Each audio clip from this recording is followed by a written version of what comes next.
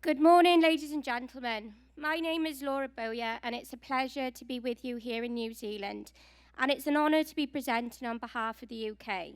I will now take you through what the UK Hereford Cattle Society has been up to since the last conference, and the direction we will be heading in before the next.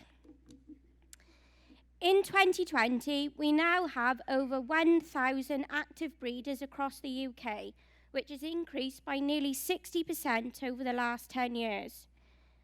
Over 9,000 pedigree calves are now registered each year, which is up nearly 50% compared to 10 years ago. Looking at the equally important commercial numbers, over 185,000 Hereford sired progeny are now registered each year in the UK, including those on crossbred suckler and dairy systems. This is an almost 90% increase over the last decade. Not only does this show that the Hereford Cattle Society is going in the right direction and that the breed is gaining more and more momentum, but it also shows how commercially relevant and popular Herefords have become once again in the UK. Over 45,000 branded Hereford beef carcasses went through the system in 2019, which is an increase of over 350% compared to 10 years ago. But we will look more in depth at Hereford beef later.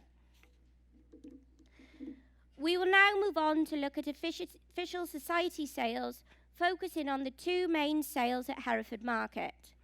Since the World Conference last took place, we have witnessed a string of price records in our country.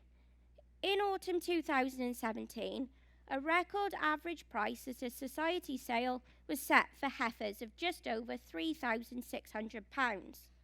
Spring 2018 saw a record average price at Hereford for bulls over £4,300 with a joint top of £8,200. At the dispersal sale of Phil and Alison Ormond's Greenyards herd in January this year, 5-year-old cow, Greenyards 1 True Love M314, sold for a female centre record at Hereford Market of £10,700. When we return home, we will be running the 100th Spring Show and Sale of Herefords at Hereford Market, and you're all more than welcome to attend this historic event.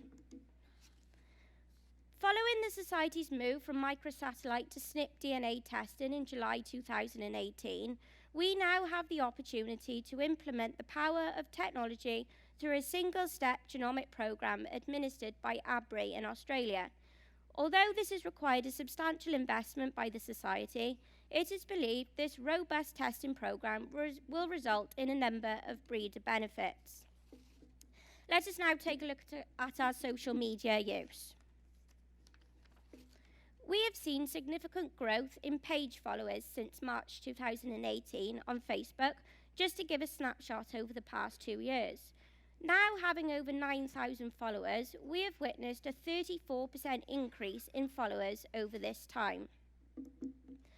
We have been lucky in recent times to have a handful of highbrow personalities involved in the breed in the UK. Being from Wales, this picture doesn't give me quite the same satisfaction as it does for our breed secretary, David Deacon. However, reffing the match like he does for many international rugby games is Nigel Owens from West Wales. Nigel became a member of the Society this year and has made some significant purchases at sales over the past couple of months. He has a significant Twitter following of nearly 400,000, and when posting tweets and videos, such as the one featured on the screen, which was viewed by nearly 130,000 people, he is hitting a huge audience, made up of the farming community and the general public. Let's now take a look at our youth programme. Established in 2016, UK Hereford Youth was formalised in 2018 with the appointment of a chairman, coordinator and a working group to ensure it's run effectively. Emma Smith, our UKHY coordinator, is here with us in New Zealand and regularly organises workshops around the country to service our 86 members aged from 10 to 30 years old. We were thrilled by the quality of applicants who came forward to be part of the Young Breeders team representing the UK at this conference. Led by team leader Ryan Coates on the top left, He is joined by James Ludgate on the top right, Sophie Harvey and Matthew Rollison.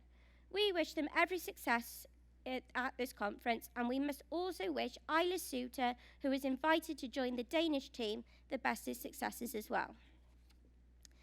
Hereford beef has been in vogue over the past 18 months in the UK, picking up a number of national awards, which is very encouraging and perfectly reflects its quality. At the end of 2009, the Society's Council appointed a London-based food, PR and marketing agency to work to raise the profile of Hereford beef. Quality has never been an issue for Hereford beef, but its recognition as a premium product has. These are some of the examples of press coverage we have seen in the past year. On the left is Good Housekeeping Online, a widely recognised UK publication which voted Co-op's Hereford sirloin steak as the best for Valentine's Day. This website sees 1.8 million visitors every month. On the right is a cut-in from Which magazine, which is the UK's best-selling monthly magazine with a circulation of 600,000. This is great recognition for our product. We have an animal that is both prolific and efficient at turning forage into a high-quality source of protein, along with the associated health benefits of eating beef higher in omega-3 than that produced from a grain-based diet. With a continual pressure from the UK media to eat less meat, we are working towards positioning Hereford beef as a high-end product. So if people are going to eat less beef, let's be sure it's Hereford. In the UK, we produce world-class beef to the highest standards throughout the supply chain. And with our recent adoption of SNP testing and future use of genomics, we will be able to make sure we are delivering beef with integrity and with the highest of efficiencies at a farm level. Thank you very much for listening. I would like to encourage you all to follow UK Herefords on social media. But before I finish, I have one of UK Hereford's biggest fans with a special message for you all. Hi there, it's Nigel Owens here, and I just want to say best wishes to all of the delegates at the World Hereford Conference out there in New Zealand. I hope you have a very informative and enjoyable time out there in the country of New Zealand, which is a wonderful, wonderful country. Whatever you do, don't get into disagreements about rugby because they know nothing. Actually, they know everything about rugby. Anyway, have a great time out there and all the best. Thank you very much, and I hope you have a good conference.